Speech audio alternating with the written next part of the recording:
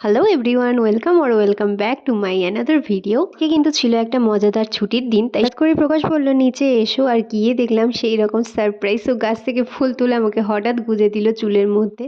আর আমি এতটা খুশি হয়েছিলাম যে কি বলবো। মাঝে মাঝে যে এই সারপ্রাইজগুলো দেয় এটা আমার জন্য অনেক ভালো। আর এখানে আমি কুয়োর উপরে বসে পোজ দিচ্ছিলাম, তো পাটা এমন ভাবে পিছলে গেল যে মনে হলো এই ভগবানের দর্শন পেয়ে যাবো। আর এটা দেখে আমার এত হাসি পাচ্ছিল, অন্য কেউ হলে নিশ্চয়ই কাঁদতো। তো আমি তো ফুল কানে গোজা নিয়েই ব্যস্ত, কারণ আজকের দিনটা বেশ একটা রোমান্টিক ভাবে শুরু হয়েছে সকালটা। আর ওর ছুটির দিন থাকলে আমারও খুব মজা হয়, কারণ দুজনে একসাথে অনেকটা টাইম কাটাতে পারি। মাঝে মাঝে একটু একটু সারপ্রাইজ গুলোই মন কিন্তু ভালো করে দেয়, তার জন্য বেশি কিছু আবদার দরকার হয় না। রোমান্সের কথা বাদ পড়ে গেলে পেটের কথা মনে পড়ে, আর তখনই চলে আসলাম কিচেনে। আমি ডিম টোস্ট করেছিলাম, ওটাই খেয়ে নিলাম। আর শীতকাল মানেই তো শাক সবজি, বেশি করে সবুজ সবুজ সব জিনিস খাওয়া। তো আমি শাক যদিও একটু পছন্দ করি না, তাও আমাকেও বললো তোমার নিউট্রিশন কমে যাওয়ার জন্য খেতেই হবে।